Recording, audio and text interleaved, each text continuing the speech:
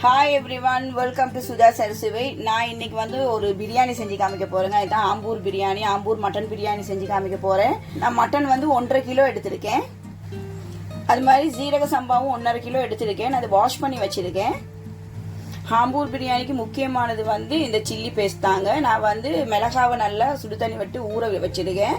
உங்களுக்கு காரத்துக்கு ஏற்ற மாதிரி எடுத்துக்கோங்க. காஷ்மீர் மிளகாவும் நம்ம நார்மல் வர மிளகாவும் ஆட் பண்ணியிருக்கேன். நம்ம ஓல் கரம் மசாலா எடுத்திருக்கேன், பார்த்துக்கோங்க. மராட்டி மூக்கு எடுத்திருக்கேன், ஏலக்காய் எடுத்திருக்கேன், கருப்பு ஏலம், அப்புறம் கல்பாசி, அன்னாசி பூ 1, கிராம்பு கொஞ்சம், அப்புறம் இது ஜாதி பத்திரி, இது சிலோன் பட்டை, இது ரொம்ப நல்லா இருக்கும், ஹெல்த்தும் கூட. அது மாதிரி பேலீஃப் 2 எடுத்திருக்கேன். இவ்வளோதாங்க.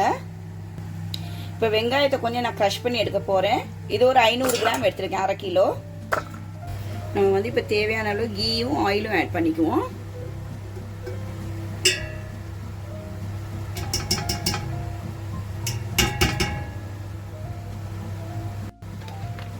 ஆயில் ஆட் பண்ணிக்கோங்க.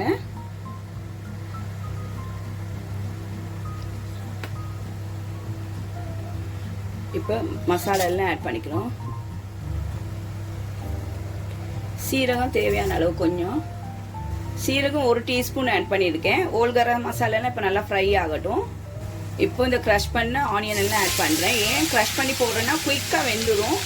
அதே மாதிரி நம்மளுக்கு பீஸாக வேகிறதுக்கு ரொம்ப லேட் ஆகும். இது கொஞ்சம் சீக்கிரமாக வெந்துடும். பச்சை மிளகாய் ஒரு 6 ஆட் பண்ணுறேன். வெங்காயம் கொஞ்சம் கண்ணாடி பதம் வந்ததுக்கப்புறம் பச்சை மிளகாய் ஆட் பண்ணுங்க. உங்களுக்கு பச்சை மிளகாய் ஆப்ஷனல் இருந்தால் நீங்கள் ஒரு 2-3 இருந்தால் போதும், அந்த ஃப்ளேவருக்கு தான். அது மாதிரி பெண்டன் லீவ்ஸ் ஆட் பண்ணுறேன். நீங்கள் பிரியாணினா பெண்டன் லீவ்ஸ் ஆட் பண்ணிங்கன்னா ரொம்ப நல்லாயிருக்கும். அது மாதிரி கீ ரைஸு, வெரைட்டி ரைஸ் எதுக்கு ஆட் பண்ணாலும் ரொம்ப நல்லாயிருக்கும். ஓகேங்க, இங்கே பாருங்கள், வெங்காயம் நல்லா கோல்டன் ப்ரௌன் வந்துடுச்சு. ரொம்ப கருக விட்டுறாதீங்க. இங்கே பாருங்கள்.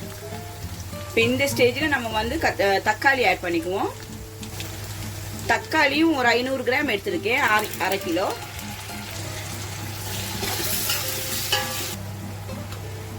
இஞ்சி பூண்டு நான் 2 ஒரு 250 கிராம் ஆட் பண்றேன், அரைச்சி விழுது.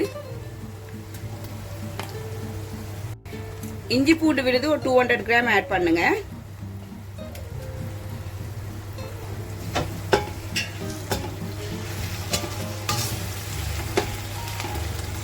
இப்போ தக்காளி நல்லா மசிய வெந்துடுச்சு ஓரளவுக்கு. நம்ம இந்த இடத்துல அரைச்ச விழுது ஆட் பண்ணுவோம். காஷ்மீரி சில்லியும் நம்மளோட நார்மல் மிளகாவும் 2மே சேர்த்து ஒரு 3 டேபிள் ஸ்பூன் ஆட் பண்ணுறேன். நல்லா அந்த பாங்க மையாட்டம் அரைச்சி எடுத்துக்குங்க, சுடு தண்ணியில் ஊற வச்சு.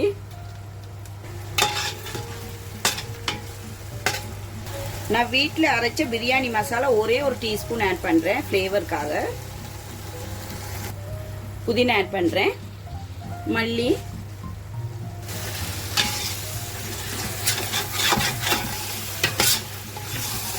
தயிர் ஆட் பண்ணிக்குவோம். இப்போ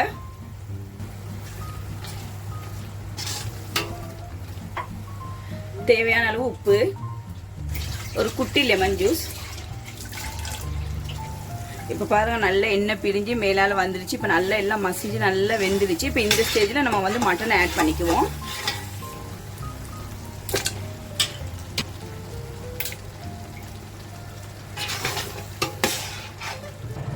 இப்போ நல்லா ஒரு 45 மினிட்ஸுக்கு சிம்மில் வச்சு கவர் பண்ணி விட்டுருவோம், தம்மில் வச்சுருவோம். மட்டன் நல்லா வேகட்டும்.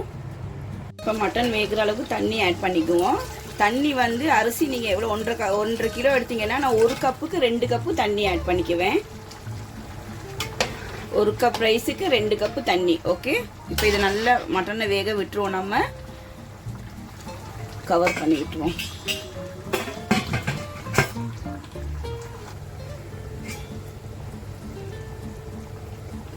இப்போ மட்டன் நல்லா ஆஃப் குக் ஆயிடுச்சு. ஃபுல்லாக குக் ஆகக்கூடாது. ஒரு 75% இல்லாட்டி 50% குக் ஆனாலும் போதும். நான் 45 மினிட்ஸ் சொன்னேன், பட் நான் ஆஃப் அன் ஹவர்லேயே எடுத்துட்டேன். ஏன்னா ரைஸ் போட போகிறேன். ஏன்னா இது எலசு மட்டன்னால குயிக்காக குக் ஆயிடுச்சு. ஸோ ஒரு ஜஸ்ட் நம்ம ஆஃப் குக் பண்ணியிருக்கோம். இப்போ ரைஸ் போட்டதுக்கப்புறம் தம் போட்டுருவோம். இப்போ ரைஸை போட்டுருவோம்.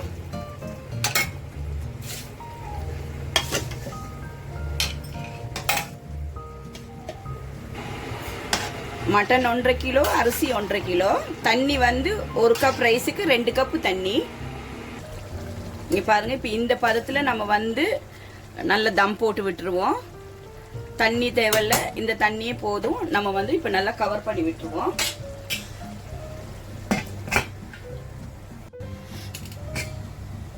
வாவ், சூப்பராக நல்ல ஃப்ளேவரோட நல்ல கலரோட நம்ம ஆம்பூர் பிரியாணி ரெடி ஆயிடுச்சுங்க. நம்ம இப்போ வந்து பிளேட்டில் ரெடி பண்ணிக்குவோம். இங்கே பாருங்கள், சூப்பராக ரெடி ஆயிடுச்சு.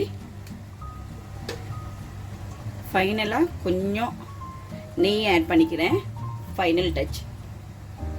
சூப்பரான ஆம்பூர் மட்டன் பிரியாணி தயாருங்க. நீங்களும் உங்கள் வீட்டில் செஞ்சு பார்த்துட்டு கமெண்ட் பண்ணுங்கள், லைக் பண்ணுங்கள், ஷேர் பண்ணுங்கள், மறக்காமல் சப்ஸ்கிரைப் பண்ணுங்கள், பெல் ஐக்கோனு ப்ரெஸ் பண்ணுங்கள். தேங்க்யூ.